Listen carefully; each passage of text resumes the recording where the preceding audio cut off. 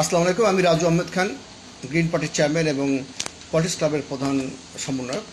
এখন একটি লাইভে আসলাম একটি জনগুরুত্বপূর্ণ বিষয় নিয়ে। জনগুরুত্বপূর্ণ বিষয় হচ্ছে যে খাদ্যে ভেজালের বিরুদ্ধে যুদ্ধে নেমেছেন সৈয়দ মুখলিসুর রহমান। উনি বাংলাদেশ পঞ্চায়েত পার্টির বাংলাদেশ উন্নয়ন পার্টির সভাপতি এবং আমাদের সাথে আরেকজন অতিথি আছেন, উনিও বাংলাদেশ পঞ্চায়েত পার্টির চেয়ারম্যান রহিম শেখ। তো এখন তাদের সাথে পরিচয় করে দেব, কিন্তু ওনার এই আজকের আলোচনার বিষয়বস্তু হচ্ছে খাদ্যে ভেজালের বিরুদ্ধে যুদ্ধ। কী যুদ্ধ করবেন পলিটিক্স ক্লাবের জুরি বোর্ডের প্রধান এবং বাংলাদেশ উন্নয়ন পার্টির সভাপতি সৈয়দ মুখলিসুর রহমান। বিসমিল্লাহির রহমানির রহিম। প্রিয় দেশবাসী, আসসালামু আলাইকুম। পবিত্র রমজান মাসের সিয়াম সাধনা দিন, আপনাদের সবাইকে সিয়াম সাধনা করার জন্য আহ্বান জানাচ্ছি। আজকে রোজার মাস। আজকে বাংলাদেশে অনেক জায়গায় ভেজাল খাদ্য ব্যবহার হচ্ছে, রং এবং কেমিক্যাল দিয়ে মানুষের ইফতার করা হচ্ছে। আমি মনে করি বাংলাদেশে রাজনৈতিক অঙ্গনের যারা নেতা আছে তারা আজকে ভেজাল মুক্ত কোনো আন্দোলন করে না। আজকে দীর্ঘদিন ধরে আমরাই বাংলাদেশে, আমার একটা আইডিয়া আছে, পেজ আছে এবং ফেসবুক আছে, খাদ্য ভেজাল মুক্ত আন্দোলন।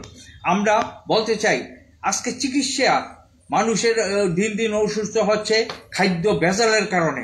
আজকে খাদ্য ভেজালের হওয়ার কারণে যতগুলো রেস্টুরেন্ট হোটেলগুলো আছে সেখানে খাদ্যের পরিমাণ নিম্নমানের হয়, ভেজাল মুক্ত করা হয়। সেখানে সবচেয়ে বড় হলো টেস্টিং সল্ট।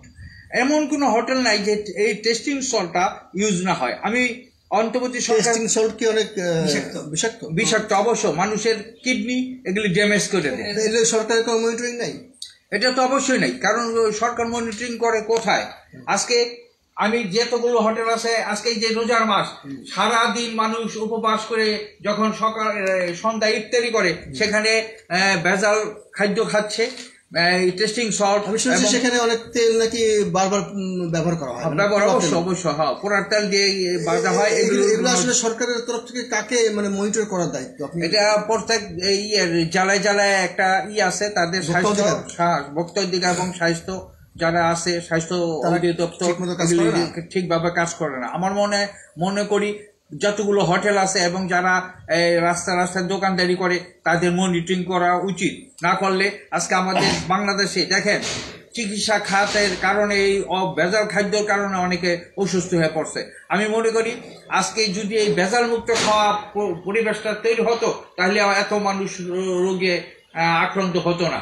আজকে আমি অন্তর্বর্তী সরকারের আহ্বান জানাবো, অতি শীঘ্রই একটা টিম গঠন করুন, গ্রামগঞ্জে আপনার ঘুরে ঘুরে যেখানে ভেজাল খাদ্য পরিবেশ করছে সেখান থেকে তাদের উৎখাত করুন। আজকে ভেজাল মুক্ত খাদ্যের জন্যই আজকে আমার আন্দোলন। আজকে ভেজাল খাদ্যের কারণে মানুষ দিন দিন অসুস্থ হয়ে যাচ্ছে। শিশু বাচ্চা থেকে শুরু করে বৃদ্ধ বয়সের মানুষগুলো আজকে নিষ্ক্রিয় হয়ে যাচ্ছে এই ভেজাল খাওয়ার খাদ্যের কারণে।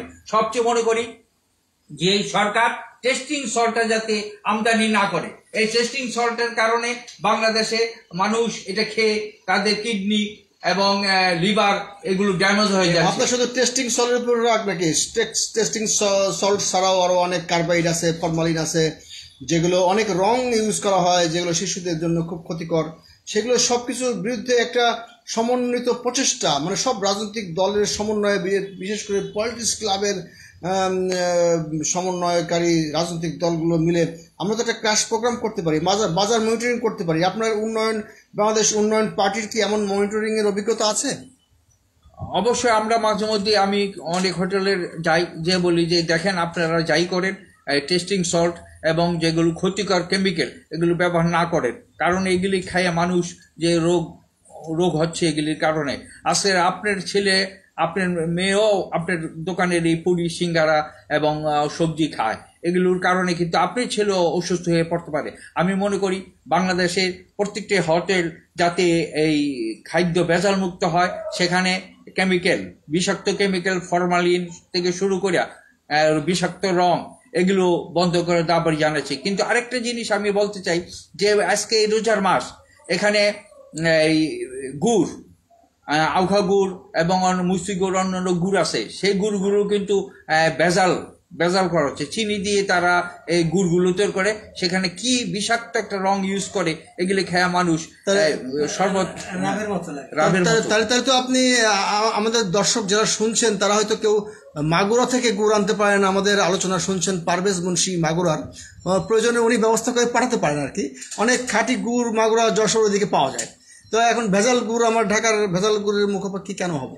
এটা অবশ্যই আজকে বাংলাদেশে যে ভেজাল গুড় হচ্ছে, আমি মনে করি যারা গ্রামগঞ্জে আছে তাদের খাঁটি গুড় সেগুলো যাতে বাংলাদেশের এই ঢাকা প্রাণকেন্দ্র, তো ঢাকা হলো রাজধানী, বাংলাদেশের রাজধানী, সেইখান থেকে আপনার এই যারা সঠিক গুড় আছে এখান থেকে যদি বাজারজাত করে তাহলে সবচেয়ে ভালো হয়। কেউ যদি হয়তো উদ্যোগ নিয়ে বিভিন্ন জেলা থেকে খাঁটি গুড় পাঠাতে পারেন, তাহলে নিশ্চয়ই পলিটিক্স ক্লাবের যে সোশ্যাল বিজনেস আছে সেখান থেকে আমরা সংরক্ষণ করে সেটা বাজারজাত করতে পারি।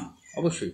আমরা কথা বলছিলাম বাংলাদেশ উন্নয়ন পার্টির সভাপতি, বাংলাদেশকে উন্নয়নের সাগরে ভাসিয়ে দিবেন সেই উন্নয়ন পার্টির সভাপতি সৈয়দ মুখলেসুর রহমান।